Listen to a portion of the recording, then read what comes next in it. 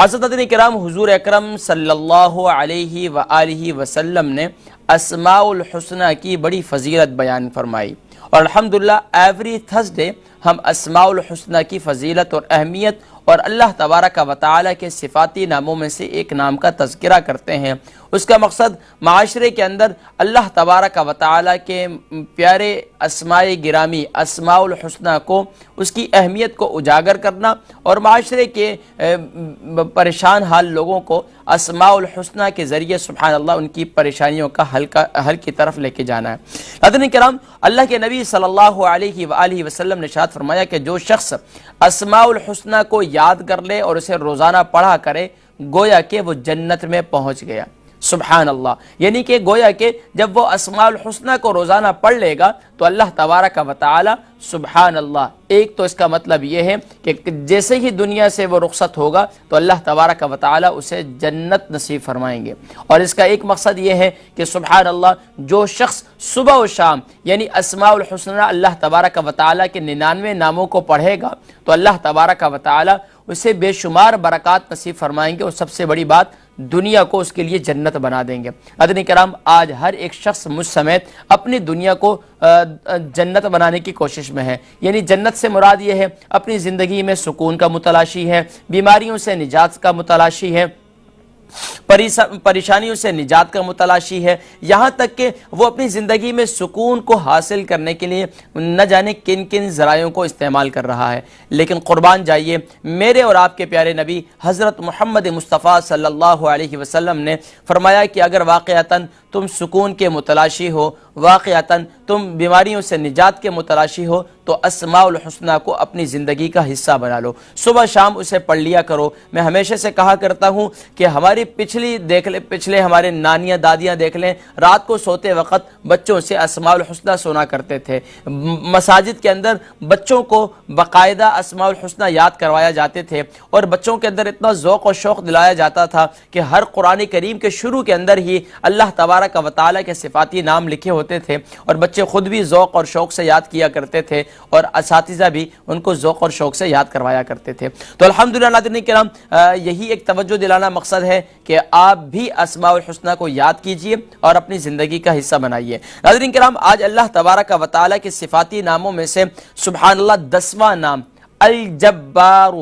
الجبار، اس کا تذکرہ کریں گے اور اس کے خواص کا ہم ذکر کریں گے۔ حضرات کرام، الجبار جل جلالہ یہ اللہ تبارک و تعالی کا صفاتی نام ہے، اور اس کے معنی ہے بگڑے ہوئے کاموں کو اور بگڑے ہوئے حالات کو سنوارنے والا، درست کرنے والا، بگڑے ہوئے معاملات کو صحیح سمت میں ڈالنے والی ذات کون سی ہے؟ وہ الجبارو ہے، وہ رب العالمین جل جلالہ الجبارو کی ذات ہے۔ ناظرین کرام، اس کے خواص تو بہت زیادہ لکھے ہیں، لیکن ناظرین کرام میں 3 سے 4 خواص جو ہے آج کے اس پروگرام میں ذکر کروں گا۔ ناظرین کرام، ذکر ہے کہ اللہ تبارک و تعالی کا صفاتی نام الجبارو، جو شخص روزانہ صبح و شام 226 بار پڑھے، اللہ تبارک و تعالی اس کو ہر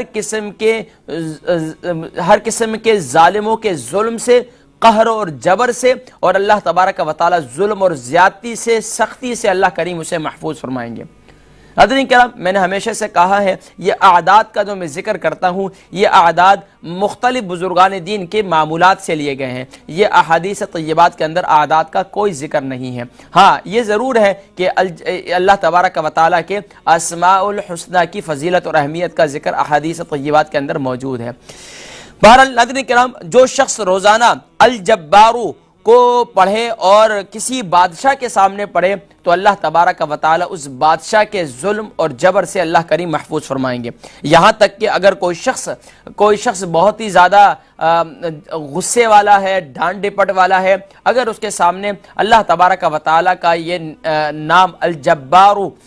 پڑھا جائے تو اللہ تبارک و تعالی لا تعداد کھلا پڑھا جائے تو سبحان اللہ، تو اللہ تبارک و تعالی اس کے ظلم، جبر اور سختی سے اللہ کریم محفوظ فرمائیں گے۔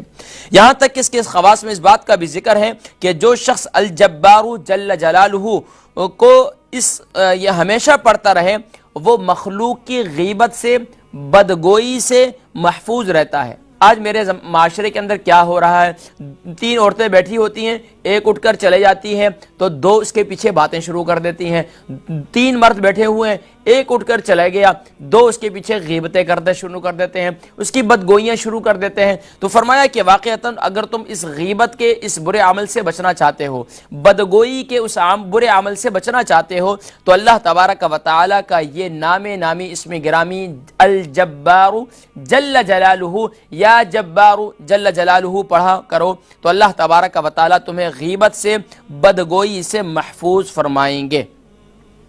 یہاں تک کہ اس کے بارے میں مختلف بزرگان دین کا ایک عمل یہ بھی ہے کہ اگر کوئی شخص اس کو یا جبار یا ذل جلال والاکرام، یا ذل جلال والاکرام یا جبار، دونوں کو ملا کر پڑھے، یا شروع میں پڑھے یا آخر میں پڑھے یا ذل جلال والاکرام، تو اللہ تبارک و تعالی اس کی دلی آرزو اور تمنا کو پورا فرمائیں گے۔ سبحان اللہ، یعنی یا ذل جلال یا جبار یا ذل جلال والاکرام، یا ذل جلال والاکرام یا جبار جل جلالہ، تو سبحان اللہ، اللہ تبارک و تعالی اس کی دلی آرزو و تمنا کو پورا فرمائیں گے۔ ناظرین کرام، اللہ تبارک و تعالی کا نام کیوں نہ ہماری پریشانیوں کا حل ہو، کیونکہ وہ ذات تو وہ ذات ہے جس نے ہمیں عدم سے وجود بخشا۔ ہمارا کوئی وجود نہیں تھا، ماں کے پیٹ میں، ماں کے رحم میں 9 مہینے ہمیں رکھا، اور سبحان اللہ پھر دنیا میں بھیجا۔ ایک انسان دیکھیں بچپن میں کیسے چھوٹا سا بچہ ہوتا ہے، پھر بڑا ہوتا ہے، پھر کس طریقے سے تعلیم، تعلم، یہ سب نظام